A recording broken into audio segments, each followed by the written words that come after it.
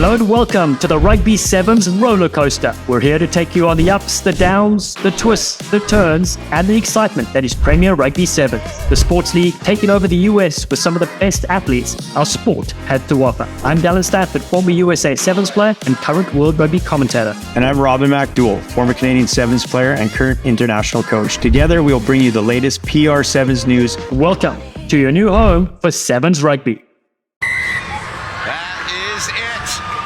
The Northern Loonies, Alev Kelter and Crossley and company are champions 2023 in the women's PR Sevens.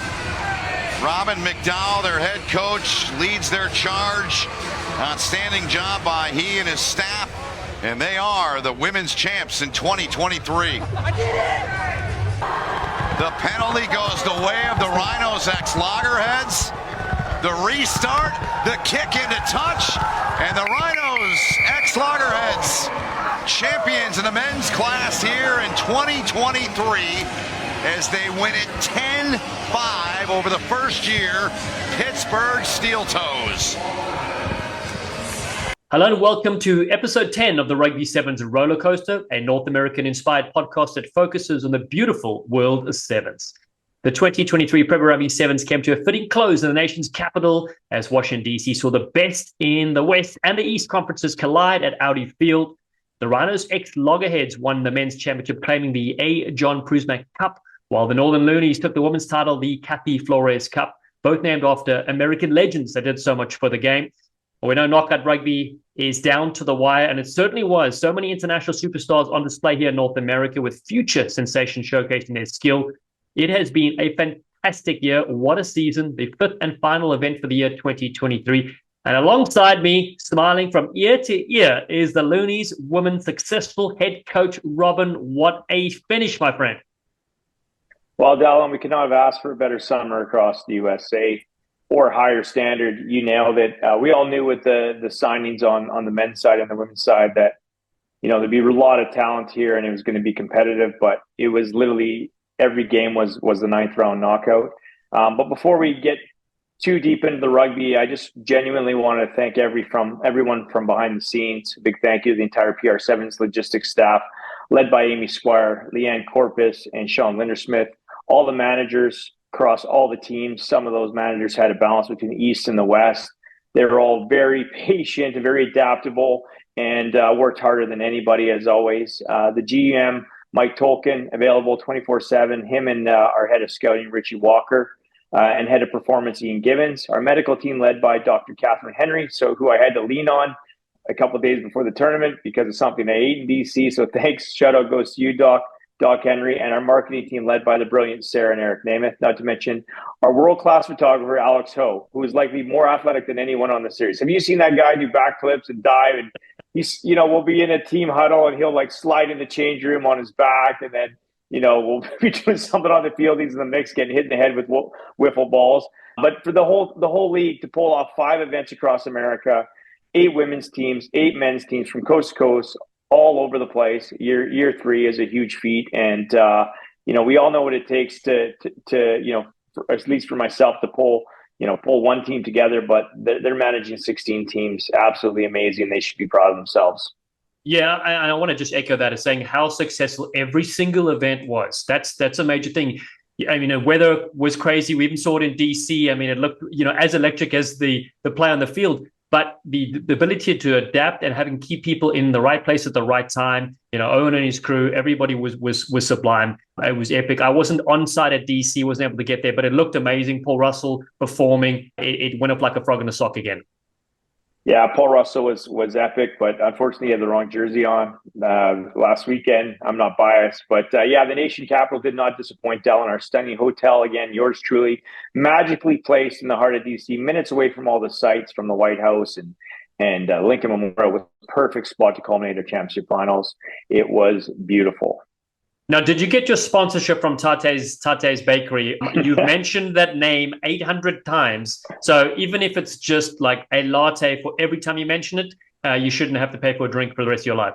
I think I'm an investor at this point. I spent so much money there in the last 2 years, but Yeah, I definitely took down a few Helva cookies and a few thousand lattes. You wouldn't have been disappointed, and I think I helped drive a lot of business as well there. So no, it was worth the wait.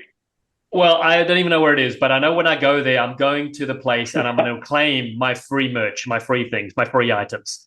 All right, Robs, let's review what unfolded at Audi Field in DC. Let's start with the men's action, semi-final time, knockout rugby right from the start. The Western Conference, what they decided to do this year was make sure there was a Western Conference team in the final and an Eastern Conference team. So that's how they met again. So Rhinos x Loggerheads took out the Rocky Mountain Experts 21 points to 14. I didn't see this coming. I know you joked around saying it'll go into extra time because you didn't want to give us a winner. We know how stacked the Loggerhead side was, but I felt that expert side was coming into this hot to trot. They didn't have Corey Jones. I think he was a key part missing to their side. He was so instrumental normally in their forwards. Likewise, when the Steeltoes didn't have Ben Pinkham, and we thought those things might change, but it didn't. With the Steeltoes sides, they beat the Texas team 19-12. Rhodes Featherston was a man on fire for the Texas team. So was Jerome Nale, but it wasn't enough for them.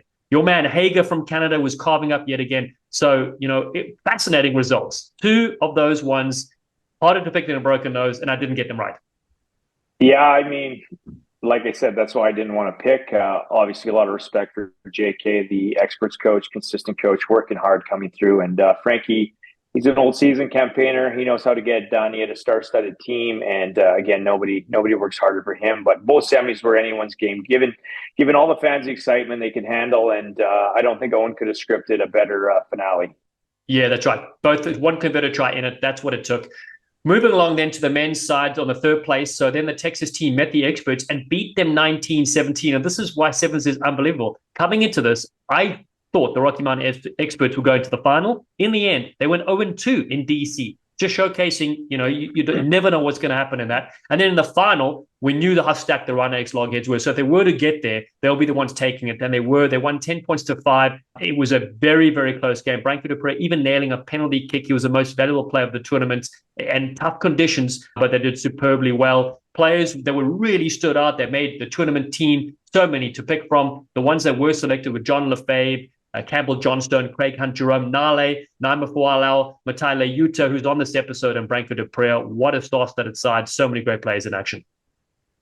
Yeah, I was happy for Frankie in the end and his boys to get back-to-back titles. Nobody works harder than that man, and it was a barn burner, as we touched on with Matai on the episode. Also epic when Bronco opted for that kick, backing himself, and Matai backed him as well as captain, which is cool. All those guys you mentioned above, player of the tournament, were great. I thought Jerome Nale was great from the first tournament out of the gates. He really stood out from last year, and Bronco, for a guy that's retired, as far as I'm concerned, he's got a good 10 years left in him. Well, I mean, if Serebi's anything to go by, he played deep into his 40s. Branko's still got a lot of legs left, and that is the amazing thing. We keep talking about how it's so nice for the younger players to play alongside these legends, but the legends are still producing, and I just love to see that. I do want to mention a penalty kick. So I actually got a chance to do a penalty kick in the game of sevens. It was Canada against USA. Back at the George Sevens in South Africa, I think we're up by one converted try. So we knew kicking a penalty kick would have to force Canada to score twice. Luckily, it was in front of the pole, so the kick was pretty straightforward. The conditions were pretty easy. But there's a bit of trivia for you, Robs. Well, I just want to it's probably a good opportunity for you to give a shout out to your rugby gloves, because I bet you they gave you that right grip for that perfect drop, for that perfect connection. So, shout out to Kugo on that one. Yeah, that's right. Yeah, you shop here at sevens.com. The gloves will be available later as a unique item. All right, let's switch across to the women's action. We talk again how close these games are. So prediction time, this time for the women's side, I was spot on with every single call. The Eastern Conference, the locals who had never beaten the headliners this year, took them out 17 points to 14 in a barn burner result. And then your Loonies went on beat the experts 21 points to 14 as well. Two thrilling contests. Tell us about them, my friend. Yeah, I mean, the locals headliner game, the Kiwis stood up, and the headliners, I think they just, they relied too much on their individuals and need to work the ball a bit more. And in the end, the Black Ferns have been there so many times. But again, it could have gone either way. Gutted for Lockie, but, again, great opportunity for Tiffany in her first year at the lead of the locals. And then on our side, the experts, we always knew Berta and Ariana Ramsey were going to be a handful, and they both scored on us that game. We had a little velociraptor up our sleeve, Delaney Aikens, who's come through our Prairie Academy back in Saskatchewan. I've known her since she was little. I've coached all 5 of her and her 4 siblings. But it was great to have her back. She's been busy with her summer job this year, and thankfully was available and made all the difference in the end. And Alev Kelter, after we lost that heartbreaker in San Jose, as we said on the pod with her, she wasn't going to lose again to the experts. And just obviously credit to Irene and Roz for a great season, and much respect to their team. They were cheering us on in the final, cheering on the West. And then, with Sevens, you're just mostly grateful and thankful. And, again, Owen couldn't have scripted a better semi on the women's side. Yeah, it was fantastic. You're right, because the headliners came in having beat the locals twice in the previous finals. Then they lost. The experts had beat your Loonies before. You came back and beat them again. So amazing. So and then the headliners go and they lose 10-7 to the experts. So what a game from the experts. You mentioned Amanda Berto was in the team of the tournament. What a player, what a star. And in the final, you can tell us all about it in a bit. Loonies 21, locals 12. Dominated that game from the start to finish. Players that really stood out, that made the team of the tournament, so many special ones. Mana Nuku was involved, Monique Coffey, Ariana Ramsey, who you mentioned. We mentioned Berta, Bianca Silva, fantastic. Caroline Crosley and Alev Kelter was on this episode. So many good stars in display. But yeah, tell us a bit about, also how the storm affected things in your preparation for that third game and then, of course, the final. Yeah, so for the third place game, it was crazy. They're I don't know, halfway through that game or so, and they shut it down, and we were obviously getting ready to warm up. And then all of a sudden it was available on Huddle. So the coaches and the players are looking at the game on Huddle, which is obviously the software that we use to analyze our games. And imagine analyzing a game halftime. I said, it's like the NFL right now. It's crazy. But in the end, the experts got it done, and Ariana Ramsey broke some more hearts. Again, she's probably the most dangerous player, one of the most dangerous players in the world right now. So it was exciting to see, and heartache for Coach Lockie. But again, credit to Irene and Roz for getting it done. As far as like in between that game, we just kept pushing. The league was doing a great job of keeping everybody safe and just communicating with us as far as moving the goalposts, as far as when we were going to get to warm up and start. And then in the end, like, hey, we're going. So then we had a shorter time, but we went straight from warm up straight to the sideline and in the rain and got it done. But yeah, for us, it was like behind the scenes, it was good. The more rest our girls got, I felt the better. That's how I looked at it. Because it's always so cramped down in between games. You spent 2 weeks preparing for that semifinal, and then all of a sudden you got a quick turnaround. You got to recover. You got to get them fueled up. You got to, you don't know who you're playing, right? You don't know who's going to go through. So then, but we had some packages prepared for both sides this time, and then we were ready for the final. And I want to ask you. So the final, you'd obviously had your game plan intact because you didn't know who you were going to meet, as you said, so you have to have different things in place. You go against these Kiwi legends and things like that. So you obviously have a lot of faith in your defensive side of things, which I think is the hardest part of sevens, right? Attack is easy, right? You get to step a few people, you can put them off balance, So talk us a bit about that strategy going to the final, and how you entrusted your team and your game plan. Yeah, if I could be honest, I was kind of hoping we get the locals. I know they relied heavily on their 3 best players, which are 3 of the best players in the world, Nuku, Neeks, and Waka. Mad respect for them, but I really wanted to test our core Canadians and our world-class Americans and our Brazilian sensation, Bianca Silva, against them. I knew we had the game plan and connectivity.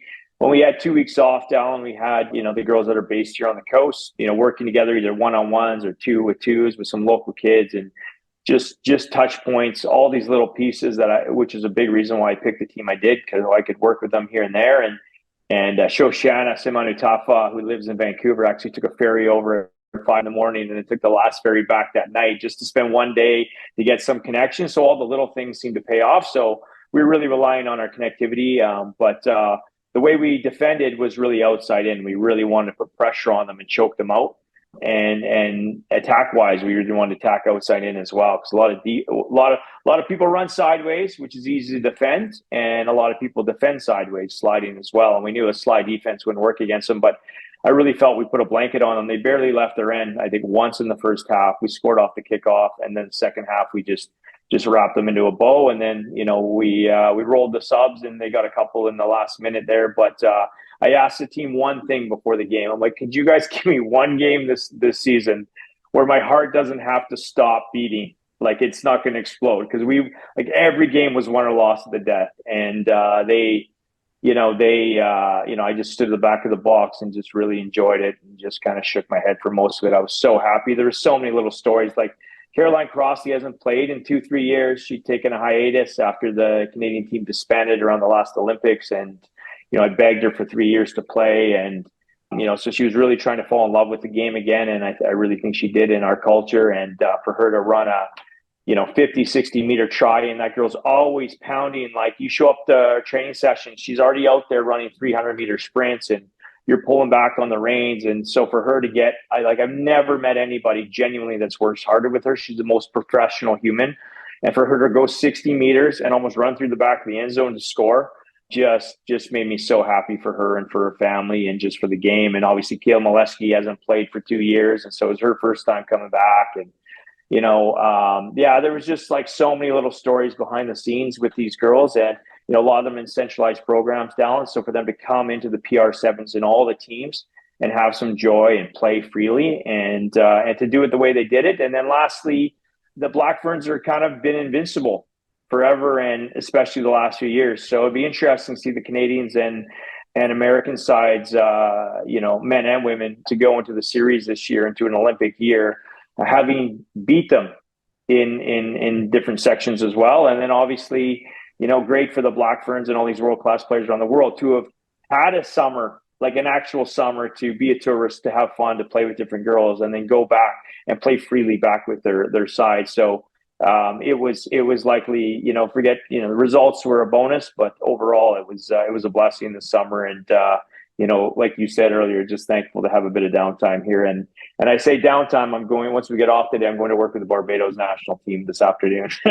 Yeah, no downtime for you, my friend. I know that you said you're going to sleep after you win the title, so I don't know if that's going to happen. Now, I do want to touch on quickly the tattoo situation. So how many players and coach staff, think they're going to get a tattoo after you've won?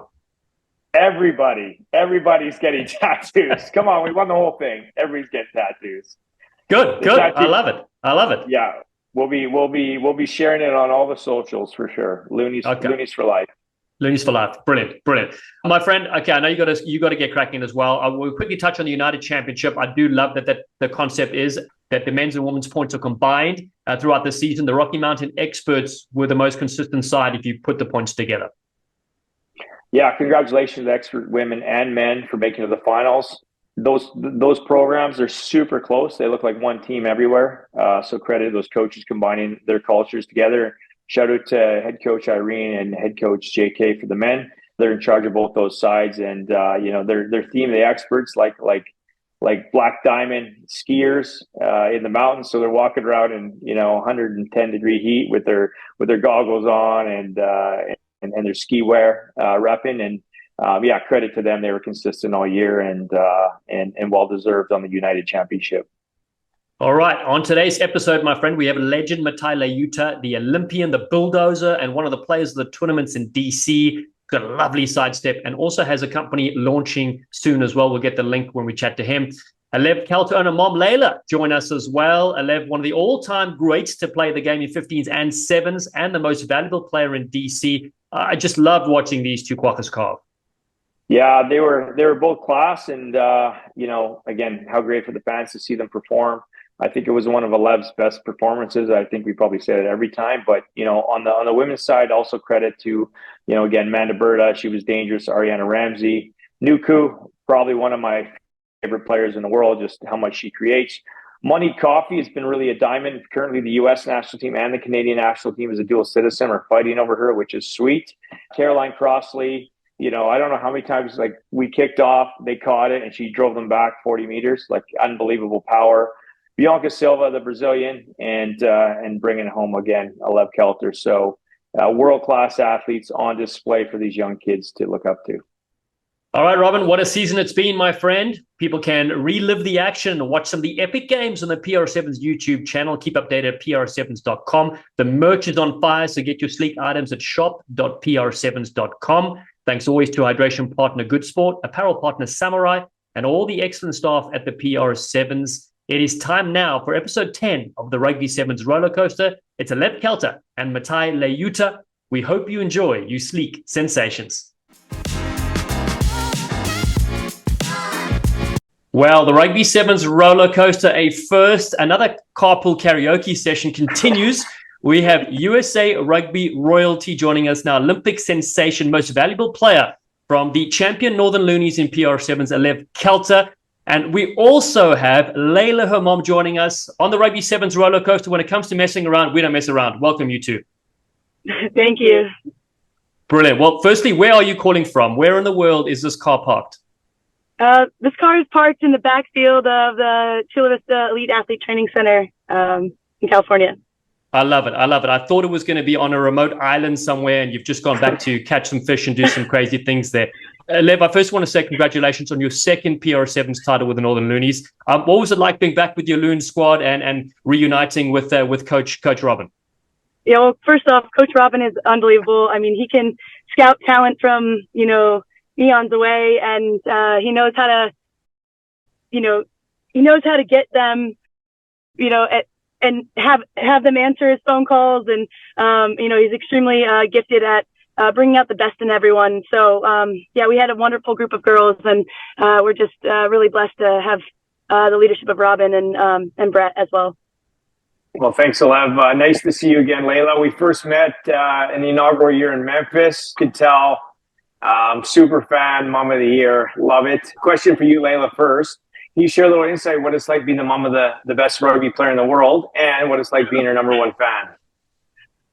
Well, it's incredible to watch the development and to watch how much she's grown and how much the sport has grown. So the most exciting part is being able to travel all over the world to watch her. I had the opportunity to head to Hong Kong, someplace I'd never imagined myself to be. So yeah, it's very rewarding and super fun. Well, from a talent ID aspect that Alev touched on, one thing I love is small towns and big dreams. And I know Eagle Creek is a long ways away from Hong Kong and Chula Vista. So, Alev's definitely near and dear in my heart, her story, her journey. But Alev, first of all, where in the world have you been this summer? You put on thousands of miles, gave up parts of your summer to join us. I've been begging you for 3 years, and I know you were tied up at the World Cup last year. And what has your road trip been like, balancing PR Sevens and everything else you have going on? Yeah, it's been a whirlwind, but I wouldn't definitely change it for the world. So, but we qualified early. Our team has been amazing. We're sitting third in the world right now, but we had the 2 months off with just some remote training. So I went to help my grandma out in Ohio, and she's 94 years old and still out farming on her farm with my aunt. So I went to help them on the farm and for a little bit, and then I drove from Boston all the way to Anchorage, Alaska, took the cross-continental trip in the Alcan, landed for 2 days in Alaska, had a kids camp, and then flew in the night before finals in D.C. and, slept 11 hours, woke up ready to play, and, the rest is history. So, but yeah, it's been wonderful to have that time off, and, and Em trusts us, and she's been an amazing leader for us and amazing representative for women's rugby and rugby in general. And yeah, we're just blessed to have had that time off, and now we're starting our preseason and we're gearing up for the long haul for Paris. It's a thrilling time for rugby in the US, thrilling time for the women's game. I have the screensaver behind me for those that are tuning in or just listening. It's the Hong Kong Stadium.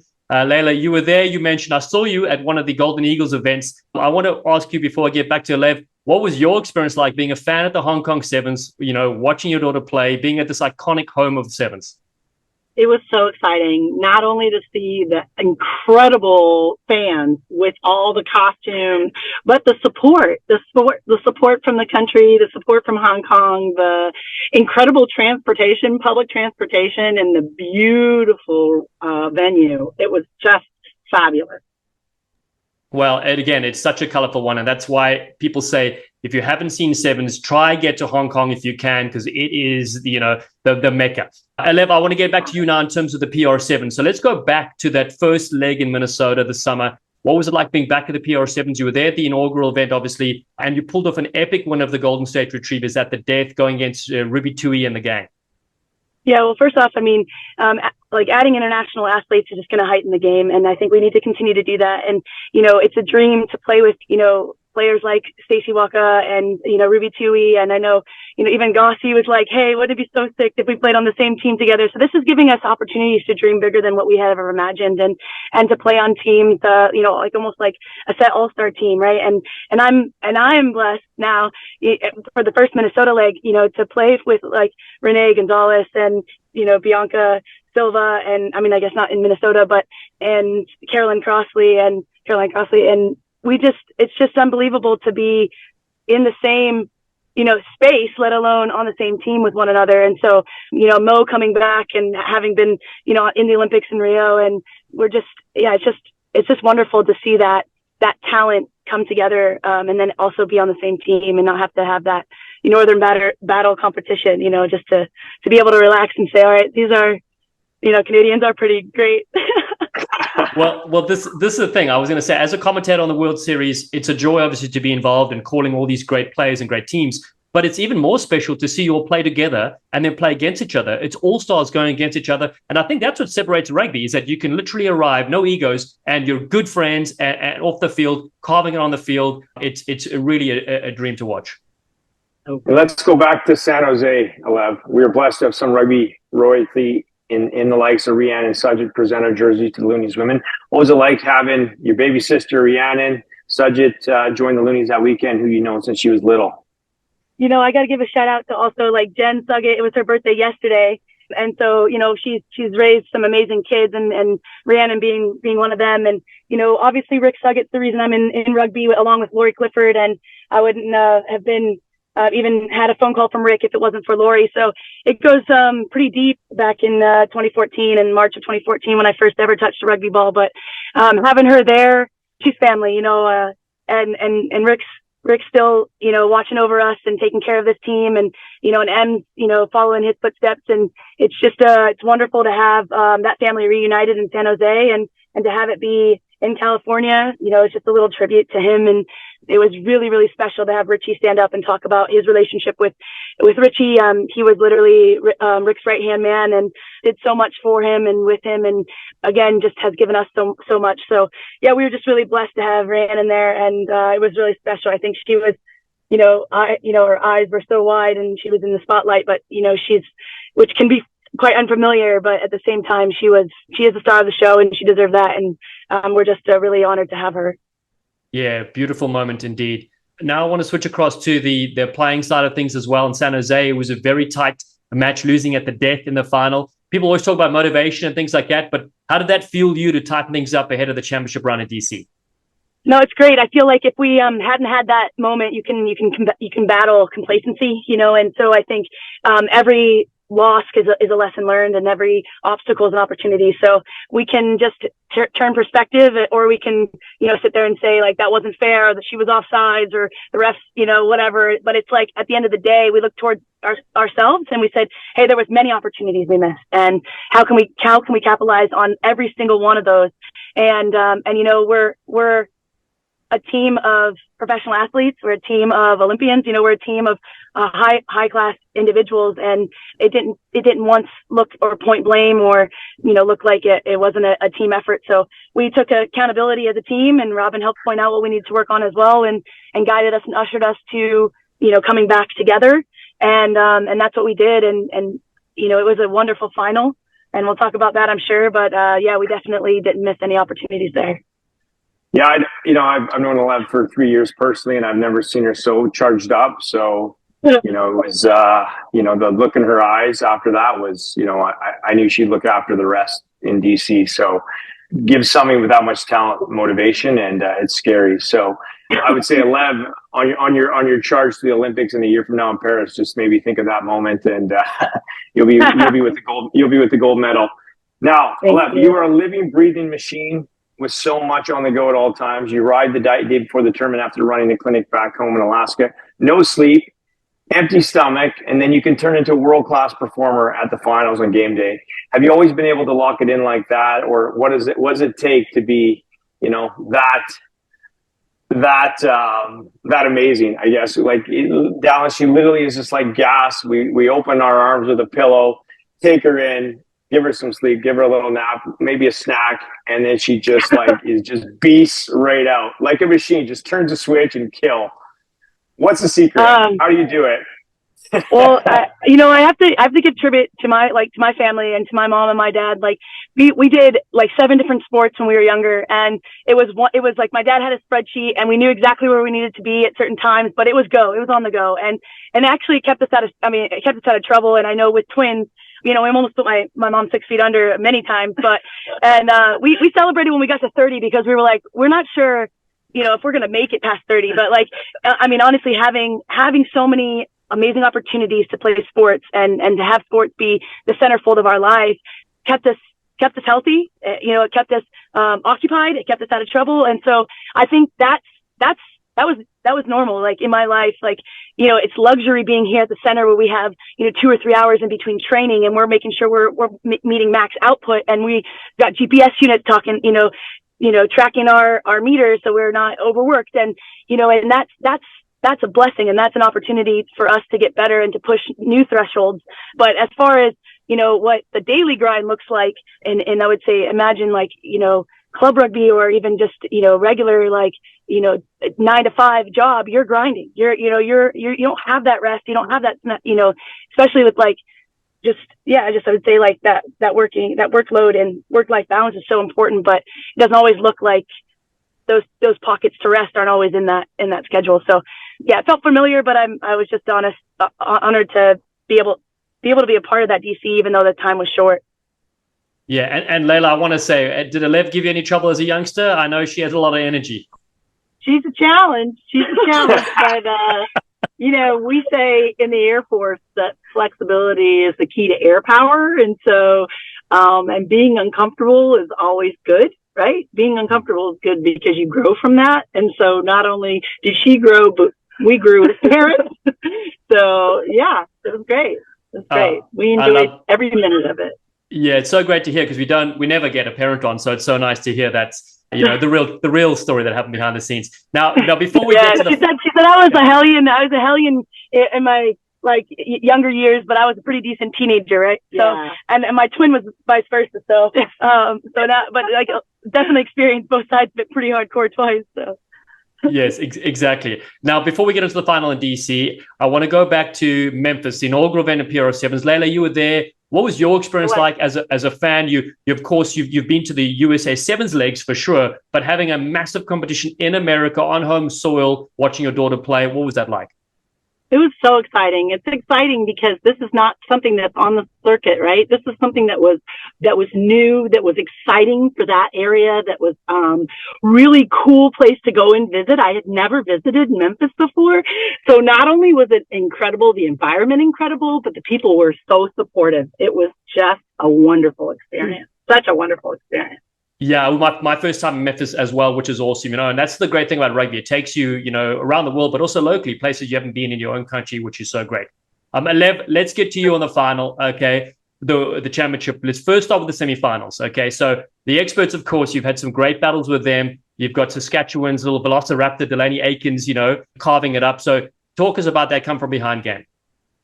Well, first off, it was amazing to get reunited with Hallie and Lainey, and from that original Memphis group, and but also just the experts are an amazing team, and Ari, we train with her, and I'm just so happy she's on our U.S. team. But she's a threat, definitely a threat. And then I think they definitely they miss having Spiff at center, but who brings incredible speed at center and also like a tackle percentage that's like through the roof. So we were able to isolate certain positions and work beyond the gain line. And so I think our focus for that was, it wasn't like a sweet revenge, but at the same time it was like, hey, we've been here, we've felt this, and let's use that as motivation. And so any lesson can be turned into an opportunity. So we definitely took that head on and said, let's set ourselves up for success. But we didn't even think about the final.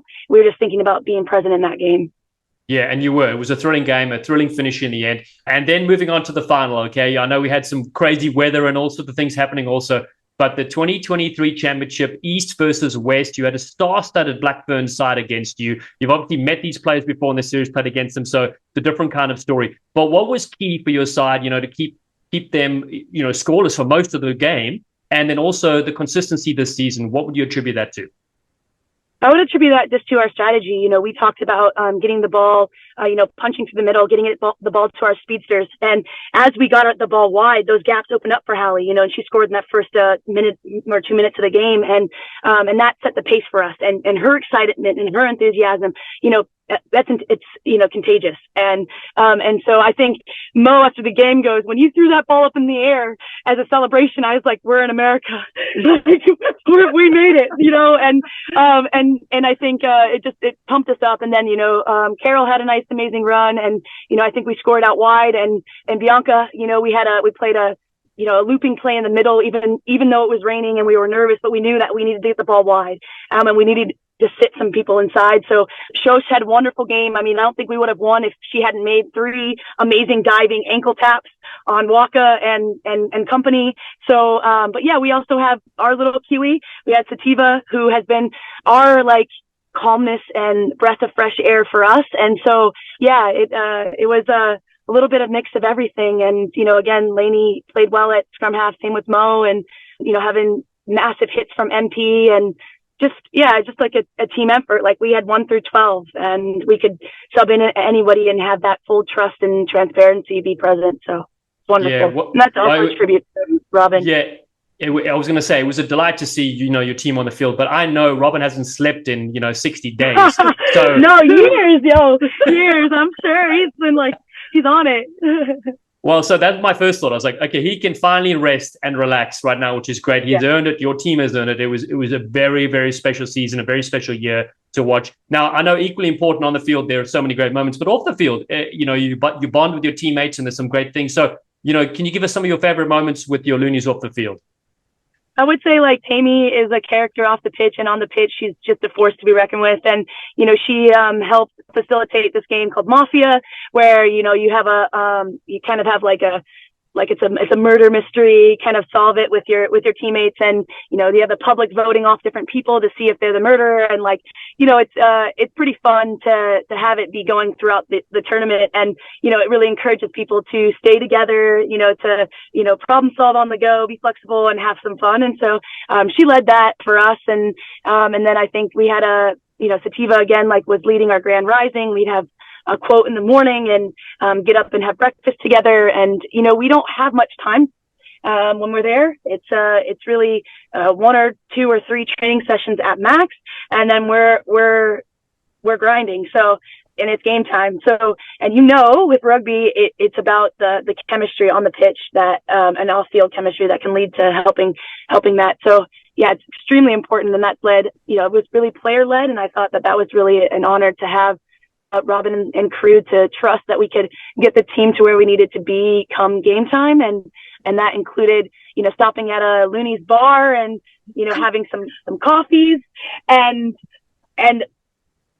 sweet drinks, but it was, just to get us bound, and we, played 2 truths and a lie. And yeah, it was just wonderful. Yeah, I was. We can talk about the old Lube Cafe because we won. So that'll be a whole podcast on its own. But there's different ways to build culture, and sometimes it just happened naturally. But also, credit to you, Alev, being able to put up with me. Having the knowledge and experience that you have, and also have to put up with a different coach that is, has a certain vision and different philosophy and different way to play. It's just, I really felt the trust with you after 3 years of knowing you is just working together. And when you have, the best athletes in the world, you don't have to overcoach. You just give them a simple framework to let them do what they do, which is carve. So as we look ahead, your Team USA is building towards your 3rd Olympics and the 3rd Olympics of Rugby Sevens. How are your girls doing over the summer? How are you looking? How are you feeling? And where are you guys going to be a year from now? Well, Robin, we just we had a lot of the second tier of our team run the Bronco this morning, so it's getting competitive out here, and everyone is I could say confidently at their best, and they're at the physical best shape they've ever been in. And that's a testament to Emily and Trey and Zach and our staff out here. But what's most important is that our culture's changing, and it's changing towards one another. And it's less, and I think you can get caught up in sevens. You have everyone has an X factor, and play together, play all different types of roles. But again, like what we said with you and the crew, it's about the culture, and it's about how safe an environment you can create to express yourself and to be free and not be afraid of making mistakes. So we have that here, and it's a blessing to be here around some amazing, strong women every single day. And that's why I've chosen rugby, and that's why I guess rugby chose me, because it's just a blessing to be here every day. So. Well, Alev, I've said it before, but I want to thank you again for giving yourself completely to our program this summer and to the game. You continue to inspire athletes across North America and the world. It's been a dream come true for me, genuinely, as a coach, to have the privilege of working with someone as talented, as gifted as you. This summer, I said at the start of the year, but I got the opportunity to assemble my favorite athletes, my dream team, and I got to live that dream as a coach. The results were just a bonus. The results are for you guys, but just getting to work with that much talent was definitely one off. And you were at the heart of everything. As our one megastar, you put yourself at the bottom. You put everybody else first, and that's what I love most about you. So thank you. Thank you, Robin. It's an honor to play with you. Well, I want to say it's been so brilliant to have you both on. A family affair. Now, Layla, I heard there's a rumor that there are Loonies tattoos on the go, and both of you are getting them. Is that right? I actually don't have a tattoo. I know that's pretty surprising looking at Alev, but there is a theme here with aviators. Well, we'll do a follow-up. We'll do a follow-up episode. We'll see how it goes. Okay. I don't know, Andy, but we talked about getting tattoos, but we talked about getting on our lip. Oh, how are you? Perfect. How are you feeling about that? Just perfect. When it comes to messing around, the Kelters don't mess around. There's always a coat hanger from YouTube, bloody stars. Okay. Maybe ask me in a little bit and show me my own list. I will, exactly. Now, what were you going to get? I mean, how does the loon I think fit Loonies, and it's got to be reversed so you see it, I think, I don't know, we were talking about it, but just, it's like locker room talk, right? It's banter, so we will see if anyone gets it, but I know Robin's getting a second one, and Brett's getting his first, and so, yeah, we'll, maybe get a couple stars to represent that, but at the end of the day, it's just memories that we'll never forget, so just as good as a tattoo. Champagne rugby from the both of you. I'll let you get going and hunting for that Olympic gold for the USA and taking down Robin's Canada side. You can't always be on the same team. True. We've had years of experiencing that, so it's been a nice breath of fresh air. So, all right, awesome. Take care, you guys. Thank you too. Cheers now. Thank you. Bye. It's such a pleasure to welcome USA Sevens legend, Olympian, PR Sevens champion, and water buffalo, Matai Leuta, to the Rugby Sevens Rollercoaster. Thank you guys. Thank you guys for having me. Really, really happy to be here. Oh, great. Listen, I want to get a look of your championship hat. Can you just shift it to the side? Those that are not listening, those are watching can get to see it. There it is. Thank you very much. Superb. Now, first off, we usually make fun of Robin on the pod, but I thought, because I saw you last month, you and I were teaming up in Southern California doing a Rugby 10s youth series. I was with the Flag Rugby X guys promoting the Perry Baker Charity Series, and the young kids were playing and trying out the new non-contact game. Had a great time. And then at the end, the kids were challenging the coaches to a quick game. You were there, of course, coaching one of the sides. Now, Matai, talk us through what happened next, because you arguably witnessed one of the greatest tries ever seen since Gareth Edwards.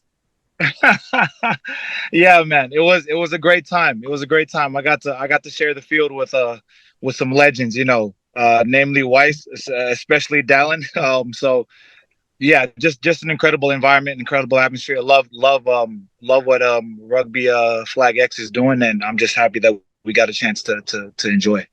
Now, you didn't throw me the bus. I'll do it here for you. I get passed the ball from Wasali Serevi the very first time I've ever been on the same team as him and the legend himself, and I completely missed the ball, hit me in the head, and then incredible line. I gotta say, you came in at full speed, man. Just hands weren't there. Hands weren't there. Maybe we need to talk about that. I think it was the delivery. Well, exactly. But yeah, it was a high pass. It wasn't the best pass. I mean, we've seen Weiss throw brilliant passes. But look, in the end, I want to say try scored because it's not a knock on off the head. It's a good educational tool for the youngsters. And that's kind of what we were going with there. Absolutely.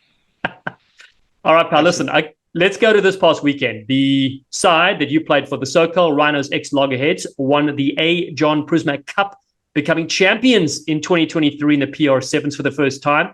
So take us to that final whistle. I want to get two questions out of you here. What was going through your mind when that final whistle blew and you knew you'd won it? And then also, looking back, what does the competition mean for the game of sevens in the US? Yeah. Well, first off, when that final whistle went, the only thing going through my mind was, thank goodness this game is over, because I was exhausted. An incredible battle with the Steeltoes. I mean, a great team, great players on that team, especially Lance Williams, Aki Raymond, and a number of others, who are just pushing that team through the Eastern Conference. I was paying close attention, so I'm happy to battle out with them. A tough match, scrappy on both ends, incredible defensive plays. And so just for us to come out with the win, it was just a testament to the team's grind and belief. It wasn't always pretty. We didn't always stick to the game plan, but we did believe and we fought for each other. So I was really proud of that. As far as PR as a whole for the game of sevens in America, I think it's an incredible platform. Since day one when they announced it, and talking to Owen and where the direction that they were looking to take it, I couldn't pass it up. And I've been a part of it since its inception, and I hope to be a part of it for as long as my legs will allow me to. So incredibly blessed to be a part of it, and for all the players, from domestic to international, from the likes of Dan Norton being a part of it, Ruby Tui on the women's side, just bringing incredible notoriety to the game. I just hope it can continue to push the game of sevens in America in the right direction. Yeah, that's so well said. But with players like yourself, that's the great thing, which I think about this competition, is that players like yourself, you've obviously done a million things in sevens, gone to 15s, and then have come back to the PR sevens to play here and help guide the younger players through. So yeah, I love what you're doing there, my friend. Thank you, Dallen. I love PR sevens. Genuinely, it's so great, and having such a, like you said, a platform in North America to help opportunities for those up and coming players, and some guys that have already been there and done it, and connect with different players. But having that showcase right here on our soil is so beautiful, and it's I was saying to the marketing team before I flew out on Monday, just that how well all the teams get along. Right, like on the World Series, it's pretty special. All the teams get along, but there's a mixture of like every country almost in every team. So it's even just another level of just kind of growing the game and showcasing humanity and all the different cultures, and it's so special. It's tough to describe. We want to dive into both matches you won in Washington D.C. Tell us a bit about the semifinal battle with the experts, who started off the season on fire. And I told Dallen it would go into extra time. That was my prediction. I didn't want to tip anyway, and it nearly ended up there. Yeah. The game with the experts was tough. I mean, when you got the likes of Madison Hughes, Naima Folau, I mean, and young players like Peter V, on that squad, you really have to make sure you get your details right. And for us, again, another scrappy game. We didn't quite stick to the game plan. We kicked too many balls away. We gave away possession too many times, but we fronted up on defense, which is again something I was really happy about. And in this game of sevens, if you're not able to buckle down on defense and button up, it's going to be a long day.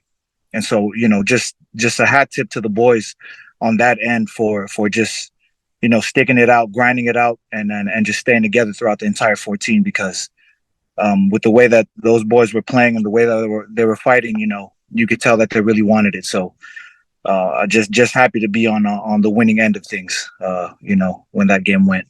Yeah, that was so close, right to the end. And that's the thing. So Robin, I told him who's going to win, right? You have to choose somebody. So I had to choose somebody. And I said, well, because the experts have been playing so well together, and they generally have their skill level amongst, 1 through 12 been amazing.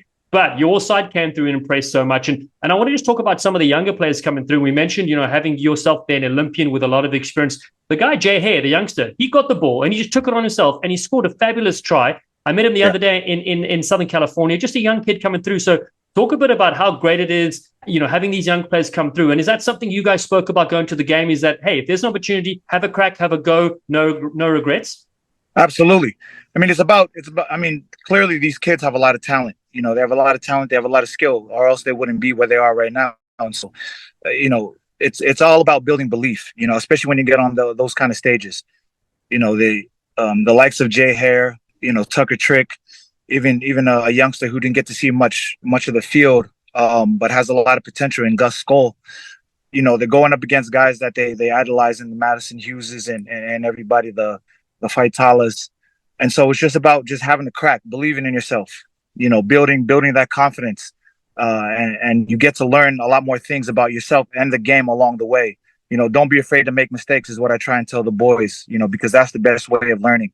And yeah, for a guy like Jay Hare, who in that moment we needed what he did, you know what I mean? And it just came off. I'm sure it gave him a lot of confidence moving forward. So just happy for them all.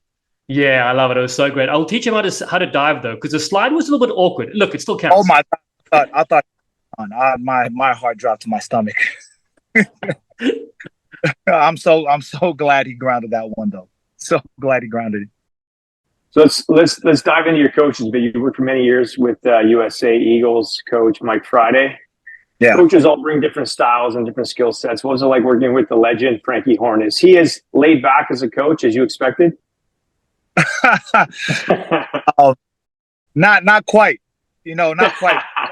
Not quite. Maybe on off the field, he's a very chilled out guy. Has great conversations with him. About our days on the circuit together. But as a coach, he's very detailed. He's a very detailed coach. He has an answer, for all your questions. And he has an open door policy, so you can be able to come to him for anything. And I think the boys have really gravitated towards that. And if they've learned a lot, through that policy, and you can definitely see that in their development. But yeah, being able to play for a guy like Frankie, having played against him on the circuit, is a real honor.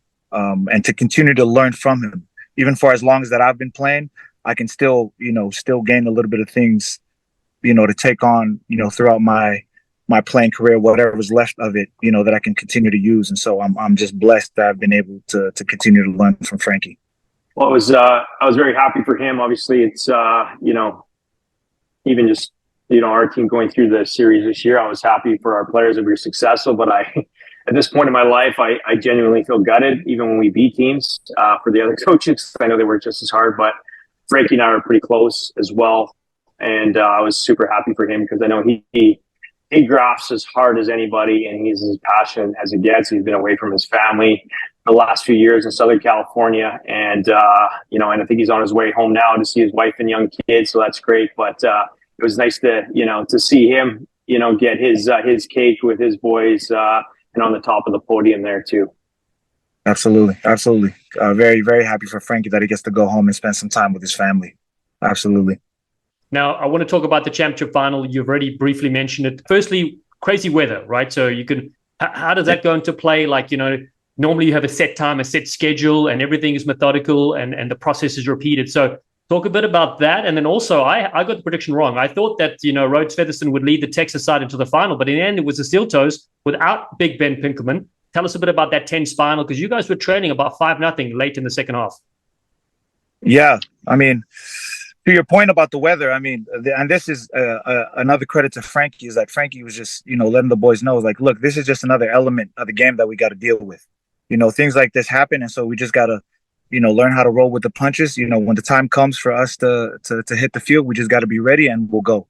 And I think that really helped the boys out a lot. Yeah, from watching the Steeltoes again, keeping up with them from the Eastern Conference games that they had, obviously tough to lose a big name like Ben Pinkelman, but someone like Lance Williams coming in with a bit of experience on the circuit and being able to lead the boys the way that he did, I think was a testament to his class as a player. And trailing them, going into that second half, early in that second half was a bit of a punch to the gut. But again, I think, like we all know, 7 minutes in a sevens match can last forever. 2 minutes in a sevens match can last forever. So it's just about calming the nerves, letting the boys know we're still in a good place, and that our time will come. And I think, again, the way the boys just continue to believe in each other, continue to believe, in this team and the work that we've put in, I think it's just a showcase of how the rest of that game went. We just made sure we got our details right. And then when we had the ball, we tried to cherish it as much as possible. And we took the opportunities when they came. And so, yeah, man, huge hat tip to these boys. Yeah, exactly. I want to talk about a very clever try you score off the line out, which I remember back in the day, we practiced that where you wouldn't throw it down, you'd hit the ground and then keep charging. So that was sneaky. I love that. Now, take us to the end of the game. You're leading 7-5, final 30 seconds of the game, and player of the tournament, Branko de Pria, and your side gets a penalty. You decide to go for the penalty. You go for the penalty shot, which only made it 10-5. That means they could have scored and won it. So what was going through there, or was it just a decision of like this could take the time off the clock, but it didn't in the end? Yeah. We got the penalty, and if you go back and watch the film, the boys actually wanted to tap and go because we were so close to the line. But we had just played, a long spell of defense, and so I just wanted to calm down a little bit. I knew there wasn't much time left on the clock, but Branko, it was really just Branko's, I guess his gut instinct, to just go for the pose, and I just kind of just trusted him. I was like, look, take it. I knew there was still going to be time left on the clock, but again, I backed our defense. We had been playing incredible defense throughout the whole tournament, and so if there was any time on the clock, I knew this team would be able to front up and just hopefully make the stop, when we needed to. And especially, that late in the game, literally end of the game, everybody's just, exhausted and tired. Again, just buckle down, put their helmets on, and we just went for it. So credit to Branko for, first of all, nailing the kick, giving us that little bit of extra breathing room. But then, to the whole squad, fronting up and playing defense, especially when it mattered most, I think was a huge testament to their work ethic. Yeah, it really was. And then the deep kickoff by Branko as well, putting them back. So you're right. It worked out well in the end. Yeah. Yeah, absolutely. What was your overall thoughts on the 2023 PR7 season, which saw a different format with 2 conferences, more tournaments than ever, and a festival atmosphere with no room for mistakes? Yeah, I thought it was great. I mean, the expansion in itself, to be able to go from, just 3 stops to 5 and having, a Western and Eastern Conference, being able to bring fans, bring in more fans and more attention to the sport is incredible. Hopefully it just continues to grow and expand, and we can bring in maybe more franchise in the future, which obviously means bringing in more incredible players and more competition, which all just leads to the growth of the game in the country. Absolutely love it. Now, before we let you go, I want to ask you to tell us a bit about the rugby roles you're fulfilling at the moment, including your brand that you've launched, and then what is next as well for the Water Buffalo. Yeah, at the moment, first and foremost, been back here training in Chula Vista, with the dogs down here for a few weeks, which has been an incredible blessing to be back in this environment. Absolutely loving it. The culture and the atmosphere here has really changed a lot in a very positive way. And I'm just happy to be able to come in and rejoin this atmosphere in this squad. Helping out the Rhinos as far as coaching as well has been a huge blessing. A big shout out to the Rhinos program for bringing me in and allowing me to grow, not just as a player, but also as a coach, learning a few things on that end, which I'm incredibly fortunate to be a part of. And then, the brand, man, this is something that I've been passionate about for a very long time. And, I released Wolves in Wool, a lifestyle streetwear, rugby culture centered brand in San Jose at the San Jose PR7s tournament. Something that is very dear to me, something that I hope the rugby community in America can hopefully identify with one day as their brand, because it's not just for me. It's not just about me. It's about our community. It's about the people. It's about the culture and why this game in this country is so unique. How diverse it is. It's something that's changed my life, even for someone that has come from growing up in Fiji, where rugby was always a part of my life. The way that the rugby community in this country specifically has helped me grow in a lot of ways. I'm forever grateful for. And this is kind of me, in a way, showing my love and being able to give back, to this community and that culture. So I'm really happy with the fact that I'm able to launch it, but even more excited for the collaboration and direction I can help hopefully take it one day. Yeah, well, we're going to support it 100%. We're going to promote it as well. Give us a little bit of a backstory. How did you come up with the name Wolves in Wool? Yeah, obviously, throughout my sevens career here with the national team, throughout the years, we've sort of adopted a persona of being dogs, and so it kind of derived from being in this environment with the sevens team. But obviously, I just couldn't come up with a name per se, and just kind of, I don't want to call it, I don't want to say it was just divine inspiration or anything like that, but the name Wolves in Wool just kind of came to me randomly. Like it just kind of clicked as I'm just sitting there, mulling over design ideas and whatnot. And, I've always loved the mentality of a wolf pack, again, something that we adopted here in the sevens program. And so when the name Wolves in Wool came to me, it just made sense. I'll write it down. I love how the way it sounds, how it kind of rolls off your tongue. And then just that wolf pack mentality of just sticking together as a family, as a pack, as one. And it just, it's just one of those things that you just felt deep down and you knew it was the right thing to go with. And so, yeah, it's just kind of how it came about. Brilliant stuff, Matai. Well, forget the Buffalo. It's the Wolverine that's back in action with the US program. I'm a massive fan of your sidestep, your energy, and always nice to catch up, my boy. Thank you for your time, buddy. Thank you very much, Dallen. I really appreciate you guys. Thank you. Thanks for listening to the Rugby Sevens Rollercoaster. Connect with us on social media, PR Sevens, and watch any of the previous tournaments on the Premier Rugby Sevens YouTube channel. See you next time, you sleek sensations.